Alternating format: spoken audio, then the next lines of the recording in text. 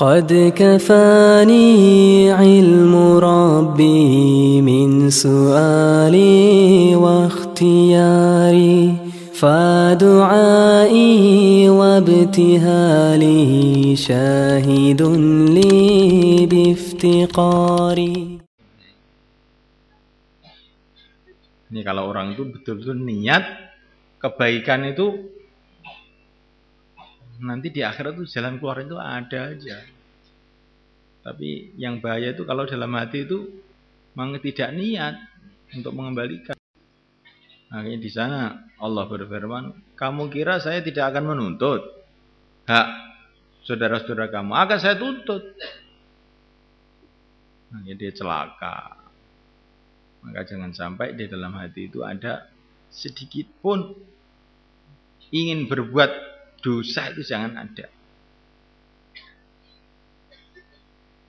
Ya, kalau orang itu terpaksa buat dosa itu ya jangan disengaja gitu loh. Jadi semoga itu nanti di akhirat tuh urusannya itu akan mudah. Saya itu tidak sengaja, itu terpeleset aja. Orang iman biasanya begitu.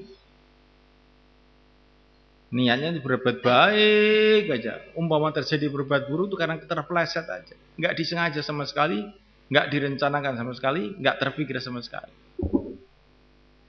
Orang iman tuh semestinya begitu. Nanti kalau kita itu demikian itu, insya Allah urusan di akhirat itu akan jadi ringan. Tapi kalau orang itu merencanakan kesalahan, ini yang gawat. Sekarang itu orang utang, memang niatnya tidak mengembalikan. Jaminannya pakai surat-surat palsu lagi. Ini jaminan saya, ini kalau nggak mengembalikan ini suratnya, surat palsu. Terus utang,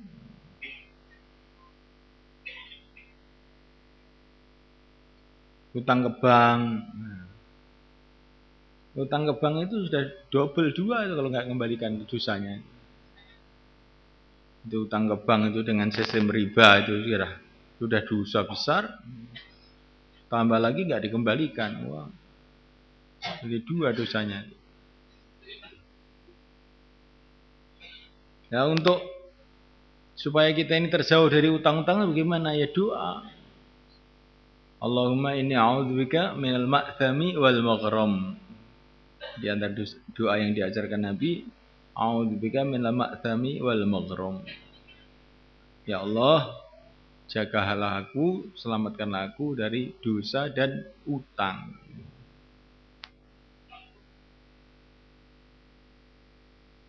Ini yang pertama. Yang kedua, qanaah. Kenapa orang utang-utangan, Pak? Karena tidak qanaah. Nggak punya duit, ingin sudah motor baru, akhirnya utang. Kalau nggak punya duit ya jalan kaki aja, malah sehat. Jangan nggak punya duit, ingin ini, ingin itu. Ini tipuan daripada setan. Akhirnya kita utang-utang, nggak bisa mengembalikan. Ketika nggak bisa mengembalikan, terus akhirnya putus asa. Di dalam hatinya, alah, nggak usah kembalikan aja lah. Nah, akhirnya kita dituntut di akhirat. Bismillahirrahmanirrahim. Wa ibn Umar radhiyallahu ta'ala anhu qala qala Rasulullah sallallahu alaihi wasallam, man mata wa alaihi dinar, man mata barang siapa mati wa alaihi atasnya dinarun dinar, alaihi atasnya maksudnya dia punya hutang, wa alaihi dinar, wajib atasnya membayar 1 dinar tapi belum dibayar. Au dirhamun utau dirham, dinar itu uang emas, dirham itu uang perak. Qudhiya min hasanatihi, maka dia akan ditunaikan dari kebaikannya. Kebaikannya untuk membayar utangnya berupa dinar atau dirham itu. Laisa sama, tidak ada sama di sana akhirat. Dinarun dinar wala dirhamun, dan tidak ada dirham. Ibnu Majah bi sanadin hasan wa Tabrani atwala minhu dengan lebih panjang darinya. Walafdu lafalnya Tabrani qala Rasulullah sallallahu alaihi wasallam adainu dainani adainu utang dainani adalah dua macam utang. Paman mata barang siapa mati bawayan biqadahu sedangkan dia berniat untuk menunaikan hutangnya, fa ana walihu maka saya adalah pembelanya. Paman mata barang siapa mati bawalayan biqadahu sedangkan dia tidak niat untuk menunaikannya, fadzakal ladzi yu'khadhu min hasanati maka orang yang demikian itu alladzi adalah orang yu'khadhu yang diambil min hasanati dari kebaikan-kebaikannya untuk membayar hutangnya. Laisa yauma idzin tidak ada pada hari kiamat dinarun dinar wala dirhamun dan tidak pula ada dirham. Utang dua utang. Ada utang orang tapi dia niat mengembalikan, mati belum bisa mengembalikan. Maka di akhirat dibela oleh Nabi. Dia disuruh usaha. Tapi ini yang tahu usaha benar apa tidak usaha benar itu yang tahu Allah. Dan orang yang mengerjakan itu sendiri atau muhasabah. Betulkah kamu tuh nggak bisa nyaur itu betul? Masih punya rumah, masih punya sawah, katanya saya nggak bisa membayar utang Pak. Ini namanya bohong.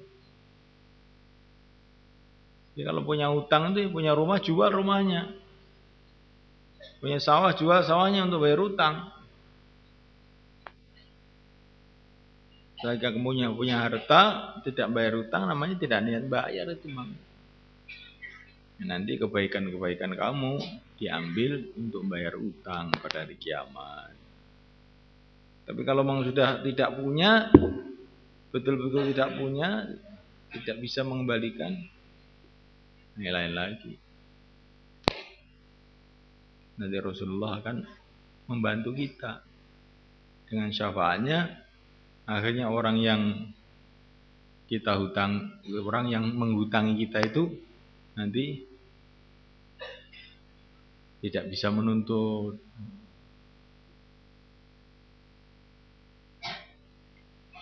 Sebagaimana dalam satu riwayat dari Fudail bin Iyad, kalau orang itu tobat betul-betul, orang itu tobat betul-betul, nanti pada hari kiamat ada orang-orang yang mau menuntut dia. Dia punya utang dengan saya, dia punya utang dengan saya, dia punya kesalahan dengan saya. Jangan kamu menuntut dia, sudah nanti Allah yang bayari. Dia itu wali Allah, jangan kamu tuntut-tuntut. Hanya di akhirat gak ada yang nuntut. Itu kalau memang dia sungguh-sungguh sudah menunaikan kewajibannya.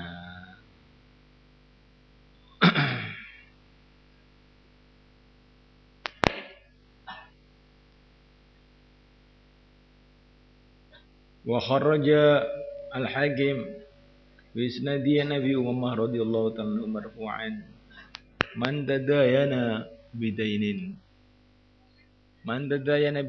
barang siapa hutang bidainin dengan satu hutang wa fi nafsi di dalam hatinya wafahu mau mengembalikan utang itu, dalam hatinya itu mau mengembalikan. Kemudian dia mati, tajawazallah maka mengampuni Allah anhu darinya. Wa ardharimahu dan Allah meridhakan gharimahu orang yang memberi hutang kepadanya bima syaa dengan perkara yang Allah kehendaki. Daya Nabi dainin barang siapa yang hutang dengan satu hutang walaysa fi nafsi dan tidak ada dalam hatinya wafahu ingin mengembalikan hutang itu. Sumata kemudian dia mati iqtadallah maka Allah akan menagih li gharimi untuk orang yang beri hutang kepadanya yaumal qiyamati pada hari kiamat. Dari segi niat hutang itu ada dua, atau hutang yang kita ini niat mengembalikan tapi nyatanya nggak bisa. Ada yang utang dari memang hati kita ini nggak niat mau mengembalikan. Nah ini yang akan ada tuntutan nanti di akhirat. Kemarin saya jelaskan ada utang dari segi lain, kita lihat dari segi lain, dari segi yang mengutangi. Ada kalanya yang ngutangi itu pribadi, ada yang ngutangi itu umat atau lembaga atau masjid atau pondok. Maka ini utang yang demikian ini lebih berat. Karena yang akan menagih kita ini orang banyak. Yang kita ambil haknya itu hanya orang banyak. Ini sudah biasa kalau haknya pribadi itu justru kita hormati karena takut dituntut. Tapi kalau haknya orang banyak, kita seenaknya saja menggunakan air seenaknya, padahal air itu hanya orang banyak.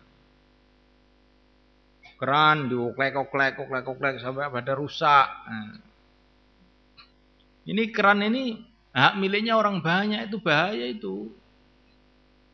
Dayung di kamar mandi, di WC itu haknya orang banyak. Jangan kamu pecah-pecahkan. Nah, ada yang bisa memecahkan itu. Kalau yang merasa memecahkan harus diganti. Nah, saya di WC siapa yang akan ngintip? Yang ngintip yang kurang ajar. Ya. Yang mecahkan dayung kurang ajar juga. Maka hal-hal yang begini nih coba santri itu memperhatikan. Hak umum. Hak umum itu harus kita jaga betul-betul. Karena hak umum itu nggak ada orang yang mau nuntut kita. Tapi nanti di akhirat urusannya panjang tuh hak umum itu.